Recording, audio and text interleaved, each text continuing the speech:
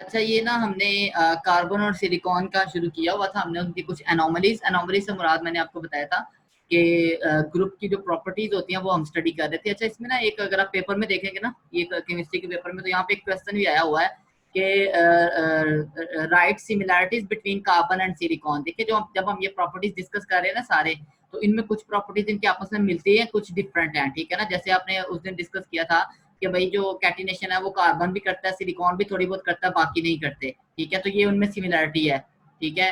तो बाकी जो है ना वो बाकियों में ये प्रॉपर्टी नहीं है। उसके अलावा और बहुत सारी सिमिलैरिटीज हैं इन दोनों में, ठीक है। तो ये जो सिमिलैरिटीज हैं इनके आपने अपने तौर पे इनको आपने मतलब सेपरेट नोट आउट कर लेना है, या उसके नोट से इस तरह की चीजें, डिफरेंसेस और सिमिलैरिटीज, इस तरह के क्वेश्चन आ जाते होते हैं इसमें, ठीक है। तो ये आपने इन चीजों का जो है ना वो ख्याल रखना है, ठीक है। और बाकी बाहर में कर रहा था कि हमने प्रॉपर्टीज शुरू की हुई थी, इनकी जनरल प्रॉपर्टीज पूरे ग्रुप की, ठीक है। उसमें हमने कुछ प्रॉपर्टीज पढ़ी थी। आज नेक्स्ट पढ़ते हैं उसको। तो नेक्स्ट है ऑक्साइड्स। ऑक्साइड्स क्या होते हैं भला?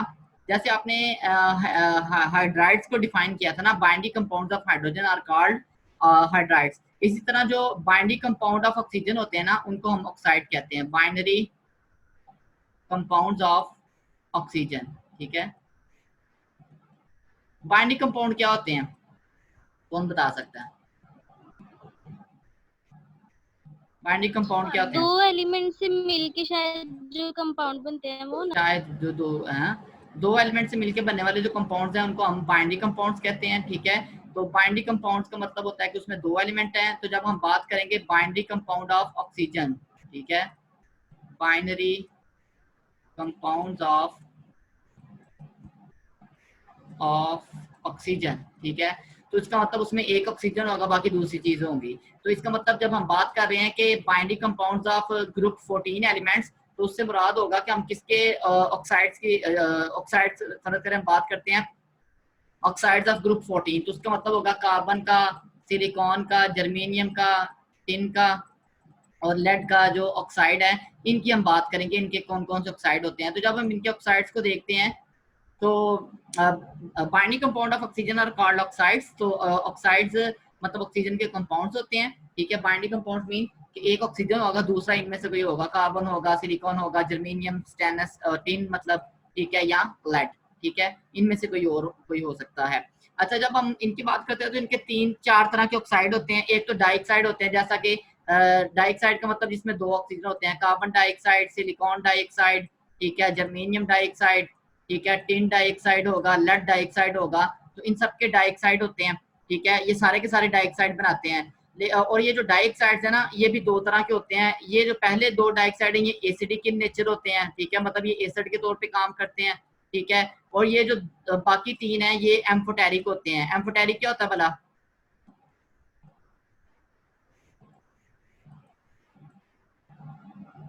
एम्फोटेरिक सर वो जो है एसिड और बेस दोनों की खसूसियत होती है जिसमें। हाँ, शाबाश, जिसमें एसिड और बेस दोनों की प्रॉपर्टीज हो, ठीक है, वो एम्फोटेरिक होते हैं। तो मतलब पहले दो प्योर एसिडिक हैं और बाकी जो तीन है वो एम्फोटेरिक है, एसिड भी है और बेस भी है। तो यूँ हम कहते हैं कि डाउन द ग्रुप हम आते हैं तो एसिडिटी डिक्रीज करती है इन ऑक्साइड्स की। कौन से ऑक्साइड? डाइऑक्साइड्स की, ठीक है। और ये जो सारे के सारे ऑक्साइड्स हैं ये डिजोल्व हो जाते हैं अल्कली में। अल्कली मीन बेस, ठीक है, बेसिस के साथ रिएक्ट करते हैं और उनके साथ रिएक्ट करके जो ना वो कंपाउंड बनाते हैं। अगर कार्बन होगा तो उसको हम कार्बोनेट कहते हैं। मतलब एम से मुराद है, एम से मुराद ये होगा कि यहाँ पे कार्बन हो सकता है, सिलिकॉन हो सकता है, ठीक है, टिन हो सकता है और लेड हो सकता है, जर्मेनियम हो सकता है। तो एम से मुराद है कोई भी एलिमेंट इस ग्रुप का, ठीक है। मतलब MO2 से मुराद है CO2 हो सकता है, SiO2 हो सकता है, GeO2 हो सकता है, SnO2 हो सकता है, PbO2 हो सकता है, ठीक है। तो ये जब रिएक्ट करते हैं बेस के साथ, तो बेस के साथ रिएक्ट करके ये एक कंपाउंड बनाते हैं जिसको हम कहते हैं कार्बोनेट। कार्बन का बनेगा तो कार्बोनेट होगा, ठीक है। कार्बोनेट मीन यहाँ पे कार्बन होगा, ठीक है। अगर सिलिकॉन, अगर यहाँ पे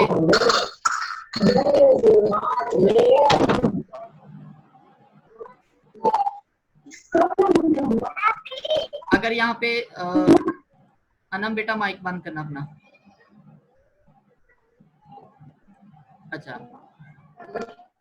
अगर यहाँ पे सिलिकॉन का है तो यहाँ एम से मुराद यहाँ पे सिलिकॉन होगा, उसको सिलिकॉन है तो यहाँ एम से मुराद सिलिकॉन होगा, तो उसको कंपाउंड को हम सिलिकेट कहेंगे। अगर वो जर्मीनियम का बना हुआ है, एम से मुराद जीई होगा तो उसको हम जर्मानेट कहेंगे, एसएन होगा तो स्टेनेट कहेंगे, पीबी का बना होगा तो प्लम्बेट कहेंगे। मतलब ये सारे के सारे जो है ना वो 8 बनाते हैं। 8 का लफ्ज जो है ना वो आमतौर पे जो है ना वो साल्ट के जो है ना वो एंड पे आता है, ठीक है, कि जो भी कोई साल्ट होता है।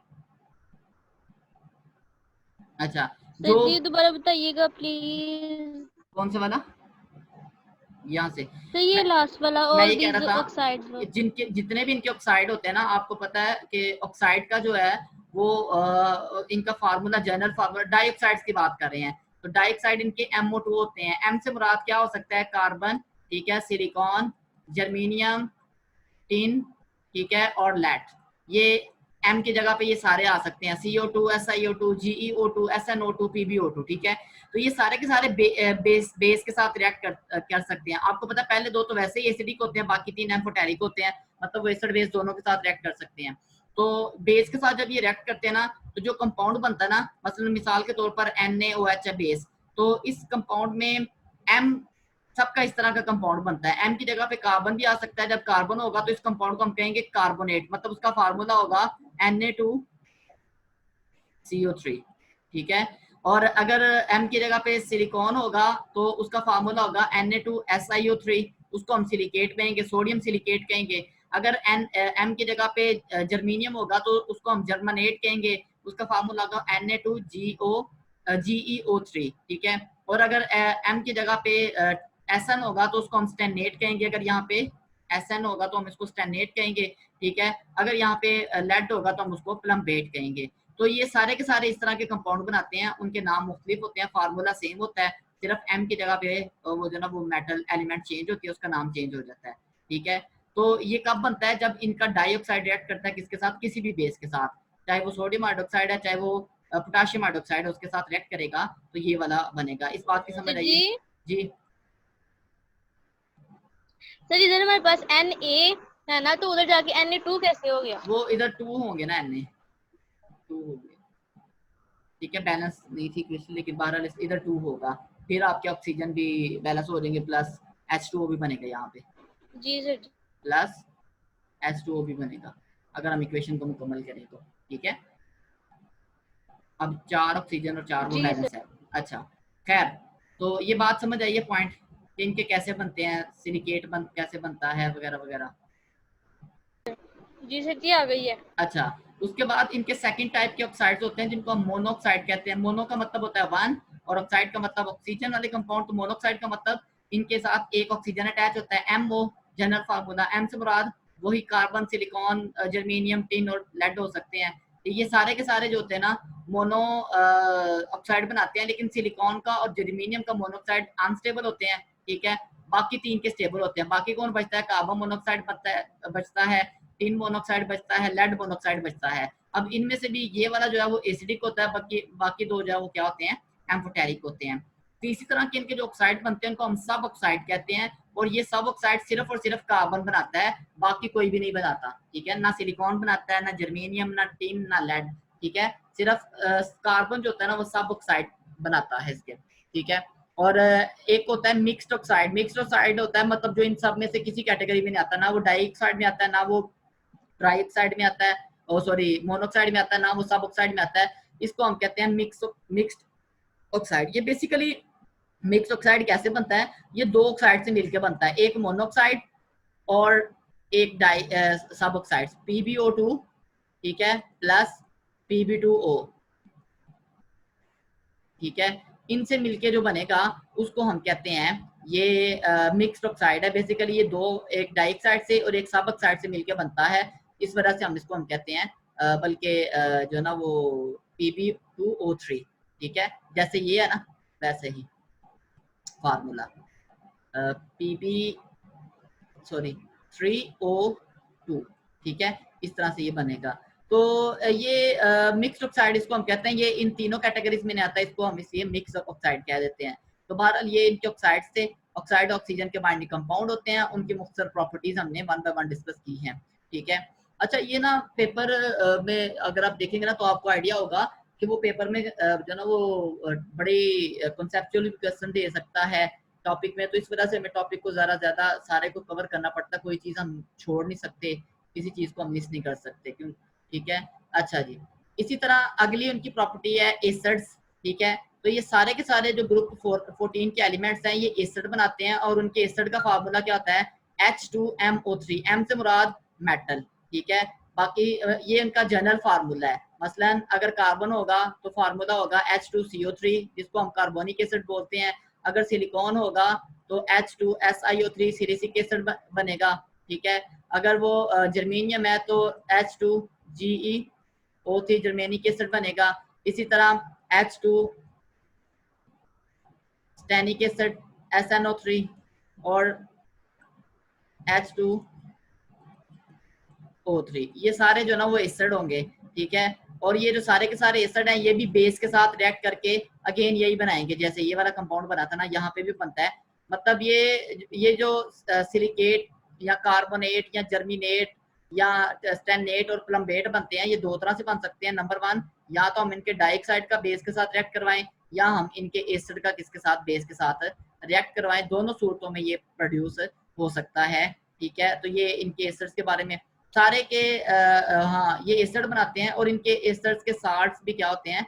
स्टेबल होते हैं। साल्ट कब बनता है? जब एसिड का बेस के साथ रिएक्शन होता है। तो ये जो उनकी जो ना ये बेसिकली ये केमिकल प्रॉपर्टीज हैं जो हम अभी पढ़ रहे हैं ना, लेकिन हमने इनको ब्रीफली पढ़ना है, तो हम कोई जो ना वो चीज़ स्किप नहीं कर सकते, क्योंकि वो उसने जनरल एनोमलीज प्रॉपर्टीज की बात की हुई है, तो उसमें कोई भी चीज़ आ सकती है।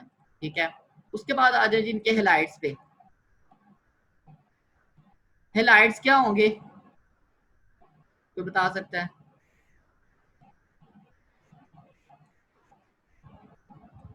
Sir fluorine, chlorine, bromine, iodine को हेलाइड्स कहा जाता है, जो हैलोजेंस ग्रुप के साथ अटैच होते हैं। Binary compound of halogens.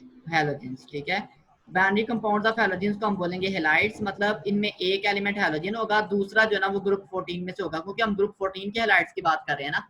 तो ग्रुप 14 के हेलाइड से मुराद क्या होगा? कार्बन का हेलाइड। ठीक है, कार्बन का हेलाइड, सिलिकॉन का हेलाइड, जर्मेनियम का हेलाइड, ठीक है, टिन का हेलाइड और लेड का हेलाइड। तो ये सारे के सारे जो हेलाइड बनाते हैं, इनमें ये टेट्रा हेलाइड बनाते हैं। टेट्रा हेलाइड मीन इनके साथ 4 हैलोजन अटैच हो सकते हैं। X4 X रिप्रेजेंट करते हैं हैलोजन के लिए, सिंबल यूज करते हैं। ठीक है, तो ये टेट्रा हेलाइड बनाते हैं, मतलब इन सबके साथ 4 हैलोजन अटैच हो सकते हैं, और वो टेट्राहेड्रल स्ट्रक्चर बनाते हैं, जिसकी वजह से इनको टेट्राहेलाइड्स भी कहते हैं। टेट्राहेलाइड्स का मतलब 4 हेलाइड्स, और वैसे इनका स्ट्रक्चर जो है वो टेट्राहेड्रल होता है। ठीक है, और ये सारे के सारे कोवलेंट होते हैं। सिर्फ जो ना वो सिलिकॉन फ्लोराइड जो होता है वो आयनिक होता है, बाकी सारे के सारे कोवलेंट होते हैं। फिर ये है कि इनकी जो स्टेबिलिटी है वो डाउन द ग्रुप डिक्रीज होती है, मतलब सबसे ज्यादा स्टेबल हेलाइड कार्बन के होते हैं, उससे कम सिलिकॉन के, फिर जर्मेनियम के और टिन के और लेड के। ठीक है, अच्छा इनकी जो स्टेबिलिटी है ना वो 2 तरह की है। एक तो ये कि हम इनके एक दूसरे के साथ कंपेयर करें हेलाइड्स।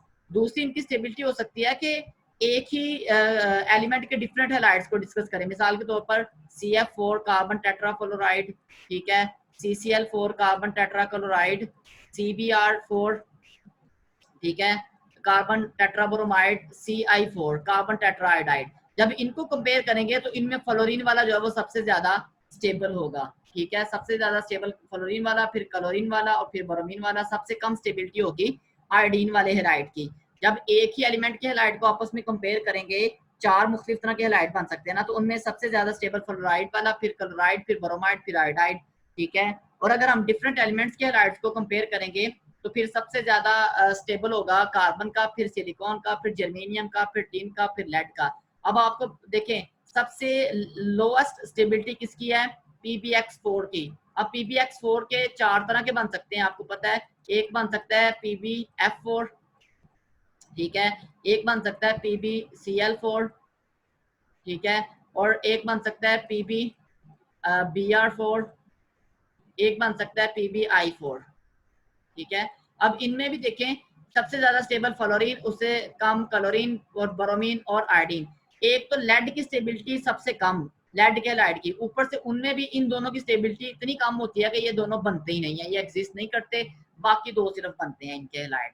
ठीक है, तो बहरहाल ये इनके हैलाइड्स के बारे में था। और उनके हैलाइड्स की एक और प्रॉपर्टी है कि ये पानी के साथ हाइड्रोलाइज होते हैं। हाइड्रोलिसिस का मतलब होता है break down with the help of water. ठीक है, break down with the help of water. अब देखें ना, यहाँ पे देखें कैसे ब्रेक डाउन हुई है। इसमें सिलिकॉन था और 4 क्लोराइड थे। ठीक है, अब इस जो कंपाउंड है ना, उसको दो हिस्सों में पानी तोड़ देता है, सिलिकॉन को अलग कर देता है और क्लोराइड को, 4 क्लोराइड को क्या कर देता है, अलग कर देता है। ये पॉजिटिव बन जाता है हिस्सा और ये वाला हिस्सा क्या बन जाता है, नेगेटिव। इस पॉजिटिव के साथ वाटर की दो हिस्सों में स्प्लिट होता है, H पॉजिटिव में और OH नेगेटिव में।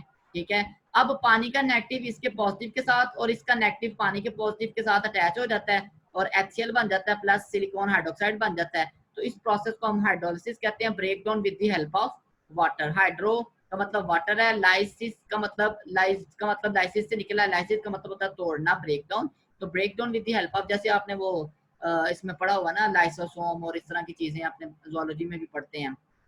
ठीक है ना, तो लाइसिस का मतलब होता है ब्रेक डाउन। सही है, लाइसोसोम भी यही काम करते हैं ना, वो ब्रेक डाउन करते हैं उसकी जो भी पार्टिकल्स होते हैं सेल्स के अंदर वगैरह वगैरह। तो टेट्राहेलाइड्स होते हैं, उनकी हाइड्रोलिसिस हो जाता है जब उनका पानी के साथ हम क्या करवाते हैं, रिएक्शन करवाते हैं। तो ये इनकी प्रॉपर्टीज थी जनरल। इन सारे के सारे जो है ना वो कार्बन और सिलिकॉन की, इनमें कुछ सिमिलैरिटीज भी हैं, कुछ चीजें डिफरेंट भी हैं, सेम ग्रुप मेंबर्स में, डिफरेंट ग्रुप मेंबर्स में। ठीक है, यहाँ तक कोई क्वेश्चन हो तो फिर पूछ लें।